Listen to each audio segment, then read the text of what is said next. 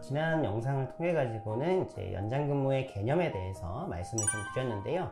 이번에는 연장근무를 어떻게 인정받을 수 있는지에 대해서 살펴보겠습니다. 규정에는 당사자 합의에 의해서 연장근무가 가능하다라고 되어 있습니다. 근데 이 당사자의 합의는 원칙적으로는 개별적인 합의입니다. 근로자 한 명과 사용자 그리고 각각의 연장 근무에 따라 합의를 하는 것이죠.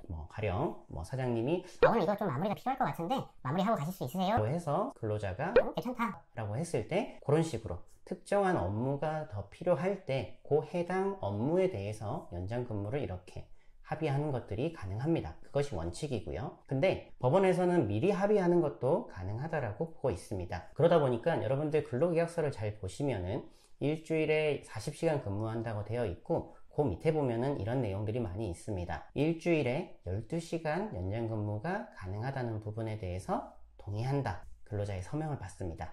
그러니까 미리 동의를 받는 거죠. 그러니까 언제 연장 근무가 필요할지는 모르지만 어찌됐든 미리 동의를 받아주는 거죠. 그러다 보니까 이런 당사자 합의가 효력이 있는가에 대해서 다툼이 있었습니다. 근데 법원에서는 이렇게 미리 합의하는 것도 가능하다 라고 되어 있다 보니까 근로계약서 쓸 때 사실상 다 서명을 해버리는 거죠. 법에는 당사자 합의에 따라 12시간 이렇게 되어 있지만은 사실 합의라는 게 좀 무색합니다. 근로계약서 쓸 때 이거 거부하실 수 있는 분들이 아마 거의 없을 것 같아요. 이게 근로계약을 체결을 할 때다 보니까 불리한 위치죠. 현재 사실상 이제 당사자 합의가 아니라 거의 사용자의 뜻에 따라 가지고 연장 근무가 가능한 게 현실이라고 보는 게 좀 맞을 것 같습니다. 그렇다면은 이렇게 명시적인 합의가 없는 경우에는 어떻게 판단을 해야 될지를 보겠습니다. 연장 근무를 하게 되면은 5인 이상 사업장은 원래 시급보다 50%를 더 주죠. 그래서 서로 간에 다툼이 좀 생길 수가 있습니다. 요즘은 이제 연장 근무가 필요할 때는 미리 신청서를 올리고 결제를 해주시면은 연장 근무를 인정하는 그런 사업장들도 많이 있더라고요. 일정한 예산을 하에서 연장 근무를 해야 되기 때문에 좀 제한을 두는 경우들도 있기는 합니다. 일단은 묵시적인 합의도 인정하는 경우들도 좀 있습니다. 가령 어떤 사업장은 늘 9시 이전에 와서 업무를 꼭 준비를 해야 된다거나 아니면은 안전이나 맞교대 이런 것들 때문에 미리 와서 조회를 해야 된다거나 인수인계를 받아야 된다거나 정기적으로 뭔가 내 출근 시간 이전에 와서 일을 해왔다라고 한다면은 묵시적인 합의가 있다고 볼 수가 있죠. 특히나 미리 와야 되는데 안 왔을 때 지적을 하는 경우들이 있거든요. 우리는 20분 전에 와야 되는 건 몰라요? 다음부터는 미리 와요 이렇게 미리 오지 않아 가지고 지적을 받았다면 더욱더 묵시적인 합의가 있다라고 보는 게 맞습니다. 그리고 업무 시간 이전뿐만 아니라 비번인 때 교육이나 훈련을 하는 것들도 다 연장 근무라고 볼 수가 있습니다.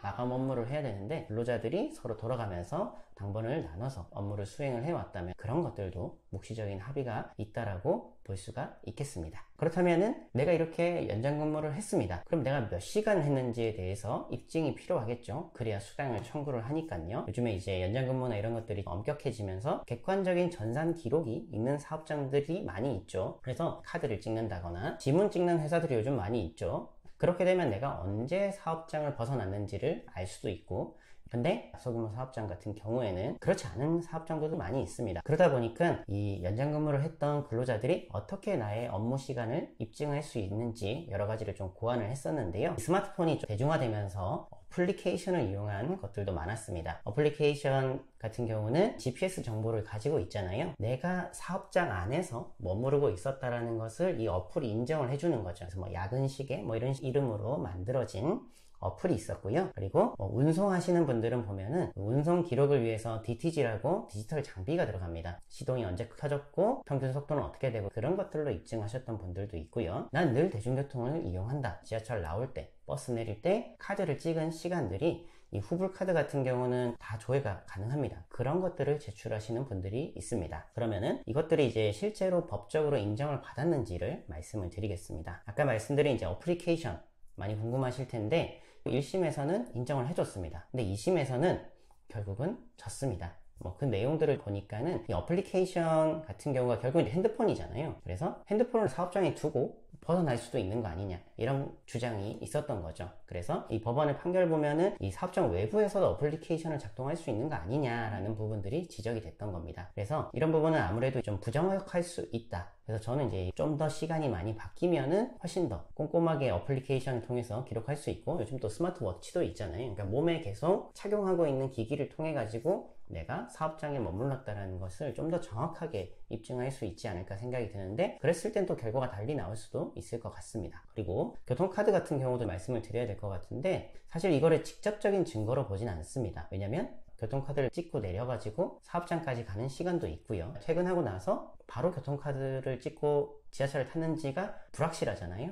그러다 보니까 이런 간접적인 증거는 규칙적일 때 많이 인정이 됩니다. 원래 퇴근 시간이 6시인데 그럼 한 6시 반이나 뭐 그 사이에 교통카드를 찍어야 되는데, 이 특정 근로자의 경우는 늘 마감 업무를 하다 보니까 뭐 월수금은 1시간 정도 늦게 찍혔다거나 이런 식으로 정형화된 패턴이 보이는 경우에는 인정을 좀 했었던 것 같습니다. 제가 진행했었던 트레이너 사건도 마찬가지였습니다. 그래서 이분이 마감 업무를 했었기 때문에 그 주차 시스템에서 출차 기록이 있는데, 출차 기록을 한 3개월치를 뽑았습니다. 보니까는 특정 요일들은 늘 1시간 이상 늦게 갔던 게 확인이 됐었고, 근로감독관이 사용자에게 물어봤죠.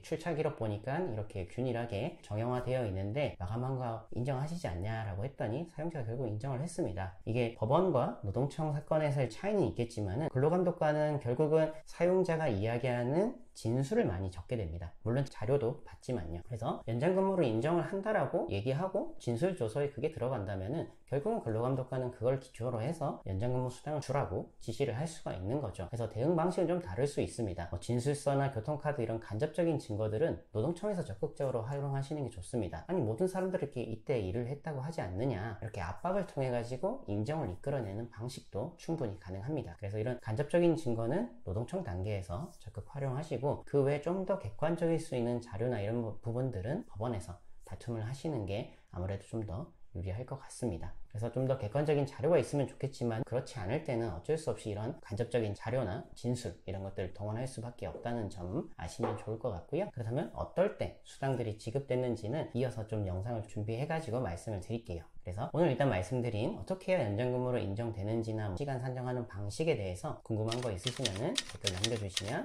답변 드리도록 하고, 다음 연속되는 영상에서 말씀 더 드리도록 하겠습니다. 감사합니다.